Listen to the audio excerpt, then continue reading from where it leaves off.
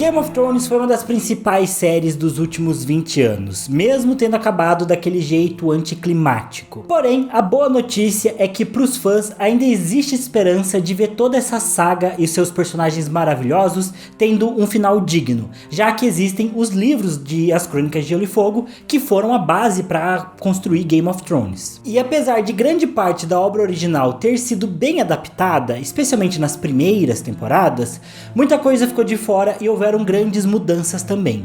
E aqui no canal eu sempre vejo a galera muito confusa com algumas diferenças entre livro e entre série, com alguns eventos que acontecem só em um ou só em outro e a galera confunde um pouco. Por isso, no vídeo de hoje eu vou trazer as principais diferenças entre Game of Thrones e os livros das Crônicas de Gelo e Fogo. Eu sou o TH Magaldi e vem comigo. Olá amigos, sejam bem-vindos ao Cala a Boca Thiago, e talvez vocês já tenham visto na internet que existem muitos vídeos sobre as diferenças entre livros, das crônicas e a série Game of Thrones. E por saber que já existem vídeos desse tipo, hoje aqui eu pretendo abordar as diferenças mais importantes e que mais impactaram os livros e a série. Ou seja, nesse vídeo aqui eu não vou falar sobre diferenças tipo o tamanho do Trono de Ferro ou o fato dos Targaryen terem olhos violetas nos livros, porque isso são decisões estéticas que a série tomou e não são diferenças que acabaram mudando a história ou impactando a trama. Então eu vou focar em diferenças realmente mais importantes e que tiveram esse impacto na construção da história da série e que mostram que nos livros as coisas tendem a ser bem diferentes. E esse vídeo é especialmente para você que quer ler os livros das Crônicas de Gelo e Fogo, mas fica meio perdido nessas diferenças entre livro e série, ou que não sabe se vale a pena ler os livros porque já conhece a história da série e pensa que vai ser meio igual, que o final vai ser meio igual, fica meio decepcionado. Então assim, já deixa o like aqui no vídeo, já se inscreve no canal e sem mais delongas vamos pro conteúdo que eu vou explicar tudinho pra vocês. Então bora lá! 1. Separação na quinta temporada. E antes de começar, é importante ressaltar um dos pontos mais importantes para quem quer ler os livros das Crônicas de Gelo e Fogo. Os acontecimentos dos livros vão até só, basicamente, a quinta temporada de Game of Thrones. Ou seja, quase tudo, para não dizer tudo, que rolou na sexta, sétima e oitava temporadas não aconteceu ainda nos livros. E eu acredito que várias coisas que aconteceram nessas 3 temporadas finais também não vão acontecer nos livros ou vão rolar de um jeito bem diferente. Existem 5 livros principais das Crônicas de Gelo e Fogo: A Guerra dos Tronos, A Fúria dos Reis, A Tormenta de Espadas, O Festim dos Corvos e A Dança dos Dragões. Basicamente, cada livro virou mais ou menos uma temporada, por assim dizer. Não é exatamente cada livro uma temporada, mas a divisão é bem próxima disso. Eu vejo muita gente aqui no canal falar sobre eventos dos livros baseado em coisas que aconteceram especialmente na oitava e na sétima temporada, fazendo essa confusão, achando que esses eventos das temporadas finais já aconteceram nos livros também. Por exemplo, eu fiz um vídeo falando sobre qual personagem que o George R. R. Martin se arrependeu de matar nos livros, que é um mistério que a gente tem aí pros Ventos do Inverno.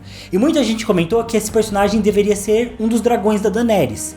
Mas a verdade é que nenhum dragão foi morto nos livros ainda. Ou seja, o George R. R. Martin não matou nenhum desses dragões e não tem como ele se arrepender disso, porque isso só aconteceu na série. Para quem já leu os livros, essa diferença entre série e livros é bem óbvia.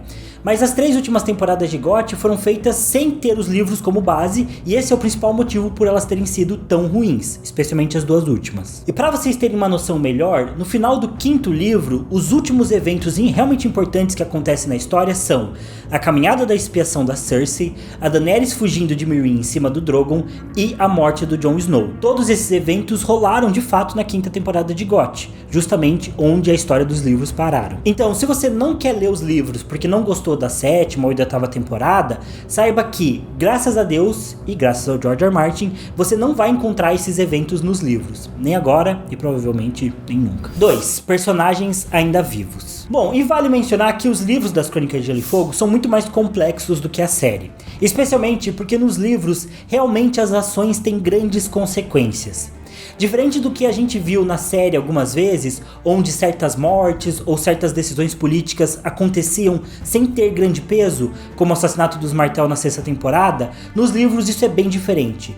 cada morte de personagem gera realmente uma repercussão na trama, de fato gera um impacto. E por isso mesmo, tem muitos personagens mortos na série de Game of Thrones, até a 5ª temporada, que ainda estão vivos nos livros. Eu já fiz um vídeo só sobre isso, e eu vou deixar aqui no card pra vocês, com todos os principais personagens que foram mortos em Game of Thrones, mas que ainda estão vivos nos livros. Porém, aqui pra esse vídeo, eu quero focar em 3 personagens que seguem firmes e fortes aí na saga das Crônicas de Gelo e Fogo. O Stannis Baratheon, o Sir Barristan Selmy e a Catelyn Stark. Bom, e começando com o único e verdadeiro rei, também conhecido como Stannis Baratheon, que foi morto pela Brienne no final da 5ª temporada de Game of Thrones. Mas nos livros ele segue firme e forte, como eu mencionei, com seu exército preso no meio de uma nevasca e se preparando para enfrentar os Frey numa batalha épica. Nos livros é difícil saber até onde o Stannis vai conseguir chegar, mas é bem improvável que ele morra tão rápido quanto aconteceu na série, especialmente porque tudo indica que o Stannis pode conseguir algumas vitórias no norte e pode até retomar o Winterfell da mão dos Bolton. E vale ressaltar que a filha dele, a princesa Shireen, segue vivinha da Silva e não foi queimada em nenhuma fogueira, pelo menos por enquanto. E parece bem provável também que isso vá acontecer tão rápido na trama, porque a Shireen nem tá com o Stannis no acampamento, ela tá lá na muralha com a mãe dela, com a Melisandre, e parece que ela tá segura e que não vai ser tão cedo que ela vai ser queimada. Bom, além do Stannis, o Sir Barristan Selmy, o principal comandante militar da Daenerys e Meereen, também segue vivinho na saga. Nos livros ele é conhecido como Sir Vovô e não só tá vivo, como segue fazendo valer o seu título de Barristan o Ousado. Com a Daenerys fora de Meereen após o Drogon fugir da arena e levar a Daenerys junto, é o Barristan que está mantendo as defesas da cidade contra todos os inimigos da Daenerys. Na série quem faz isso foi o Tyrion e ele preferiu negociar com os mestres de escravos.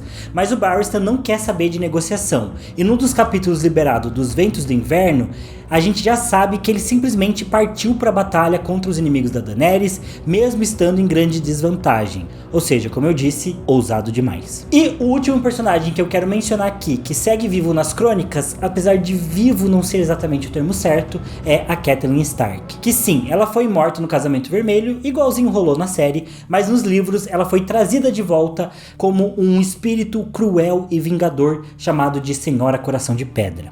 Nos livros, a Catelyn é basicamente uma zumbi, com o corpo meio podre e as feridas ainda abertas. Mas ela permanece atuando, liderando a Irmandade Sem Bandeiras, com o único objetivo de matar todo Frey, Bolton ou Lannister que ela encontrar dando sopa pelas terras fluviais. E ao que tudo indica nos livros, o próximo encontro dela vai ser com ninguém menos que o Jaime Lannister. E ninguém sabe se ele vai conseguir sobreviver a uma conversa com essa Catelyn zumbi. E bom, como eu já mencionei, além desses personagens, basicamente todo mundo que morreu da 6ª temporada pra frente em Game of Thrones permanece vivo nos livros, porque a história dos livros só chega até mais ou menos o final da 5ª temporada. 3. Sansa no Vale de Arryn e Jeyne Poole. E já que eu falei na Catelyn Stark, vou mencionar também a filha dela, a Sansa, que está vivendo uma história bem diferente do que vimos na série. Isso porque em Game of Thrones a Sansa foi dada pelo Mindinho para se casar com Ramsay Bolton.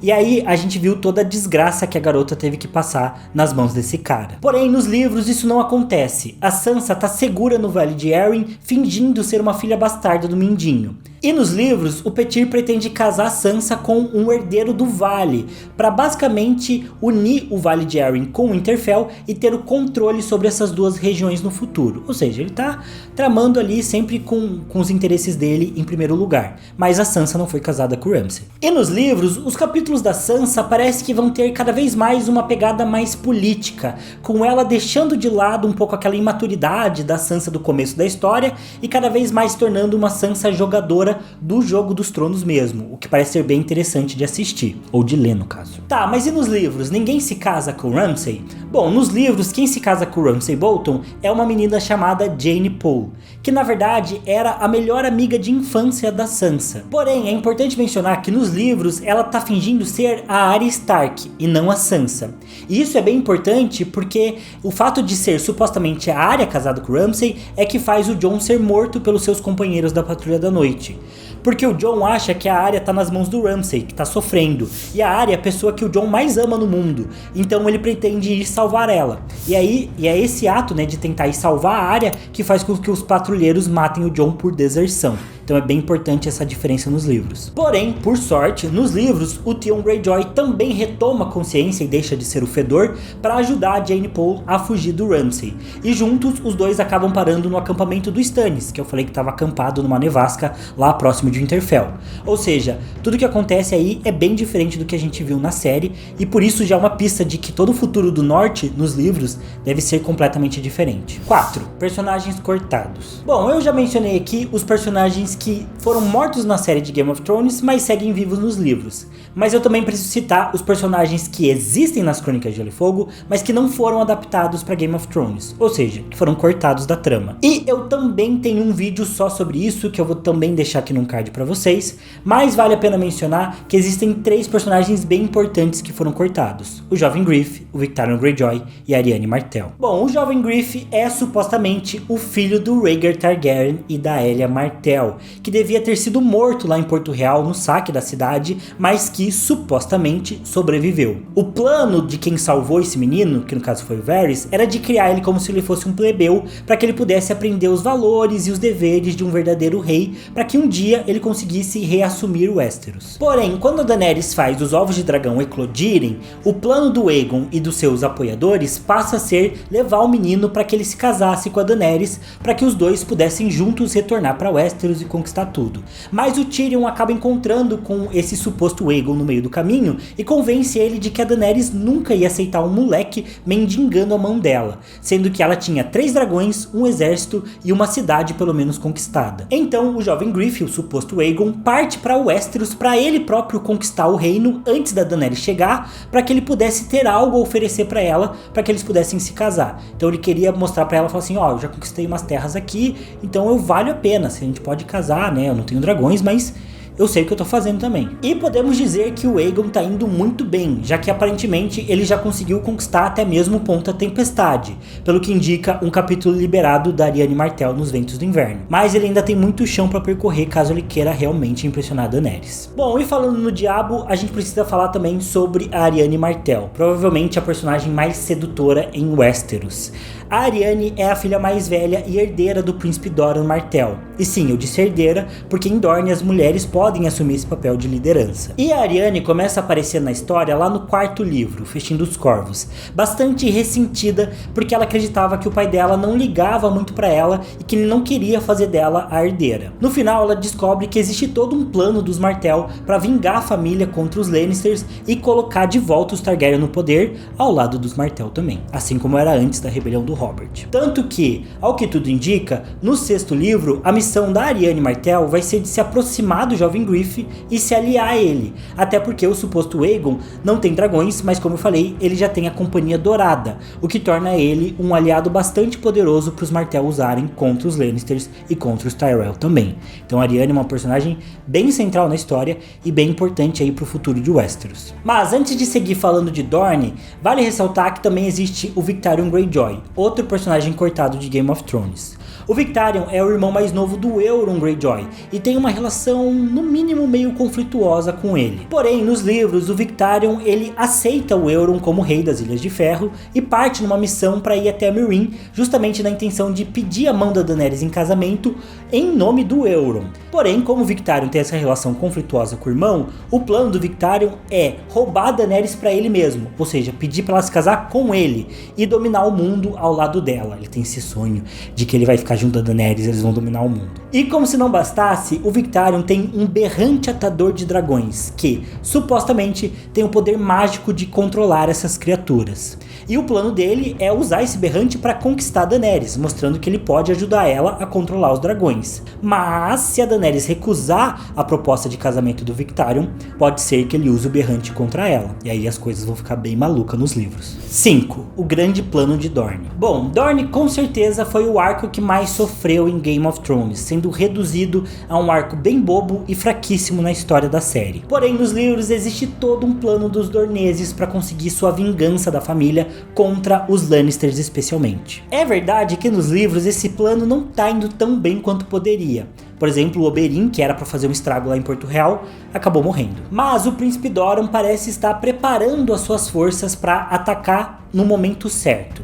Ele envia, por exemplo, as serpentes de areia, que são as filhas do Oberyn Martell, cada uma para um canto para que elas possam se infiltrar, especialmente em Porto Real, e se posicionar estrategicamente em locais de poder no reino. Além disso, por um lado, ele enviou Arianne Martell, como eu já falei, para negociar com o jovem Griff e conseguir nele um aliado, e também mandou seu filho mais novo, o Quentyn Martell, para pedir a mão da Daenerys em casamento. Nos livros, todo mundo quer casar com a Daenerys. Nos livros e na vida real também. O Quentyn, menos eu que já sou casado, muito bem casado.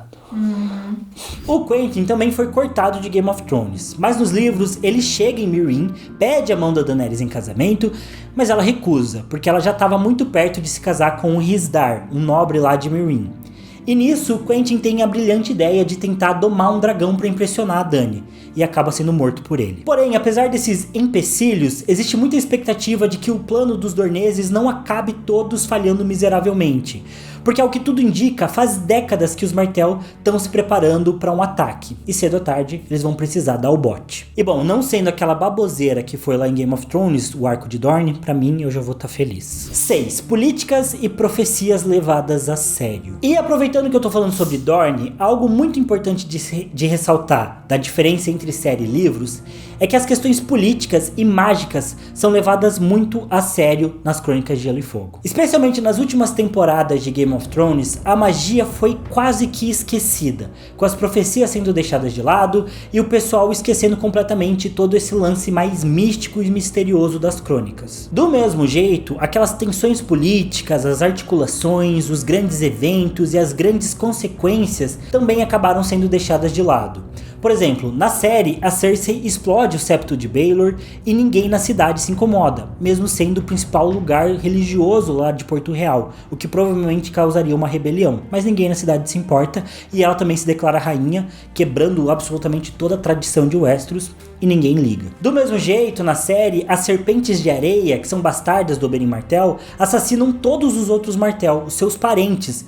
E provavelmente isso deixaria os nobres de Westeros revoltados, assim como o povo de Dorne, que também não veria isso com bons olhos. Primeiro que são bastardos assumindo o poder, que já seria um pouco estranho, e depois que é assassinato de parentes, algo que ninguém em Westeros gosta e todo mundo vê com muito maus olhos. Mas na série, essas mortes e outras decisões políticas e alianças simplesmente deixam de fazer sentido. Porém, nos livros, questões como legitimidade, sangue, alianças militares, interesses políticos e econômicos, religião e até a opinião e o ânimo do povo comum contam muito. Além disso, nos livros, as questões mágicas também continuam importando muito. Existem inúmeras profecias, algumas das quais já se concretizaram nos livros e outras que ainda devem ser respeitadas nos próximos eventos dos próximos livros. E não é só o Bran que tem visões, por exemplo, como acontece na série. Nos livros, a Daenerys tem os seus sonhos proféticos, chamados de sonhos de dragão, e quase todos os Starks também têm visões envolvendo seus lobos. Todos eles têm algum nível de warg e podem entrar nos lobos, especialmente nos seus sonhos. Na série eles deixaram esse poder só com Bran. Então, se você acha que GOT perdeu a essência nas últimas temporadas, saiba que muito disso é porque o D&D em especial pararam de respeitar suas questões políticas e a magia na história. Porém, nos livros, tudo isso continua firme e forte do começo ao fim e deve seguir firme e forte nos próximos livros também. 7º, o Rei da Noite. Bom, e para finalizar, uma das grandes diferenças entre livro e série é o Rei da Noite, que não existe nos livros. Esse personagem, a princípio, foi criado para a série de Game of Thrones, e até agora ele não deu as caras nas crônicas. Porém, isso não significa que ele não vá aparecer nos próximos livros, já que os outros, os White Walkers e o seu exército de zumbis, segue marchando rumo ao sul para trazer a Longa Noite nos livros também.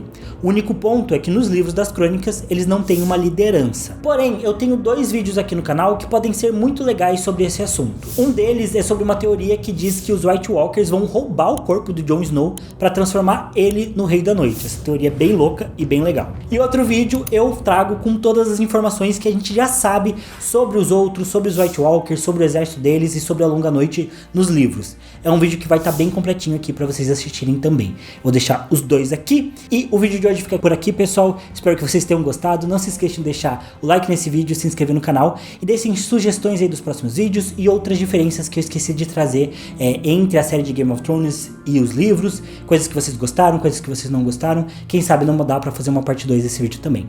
E é isso, pessoal. Eu vejo vocês no próximo vídeo. Valeu, falou e até mais. E tornem-se membros. Tornem-se membros. Tornem-se membros.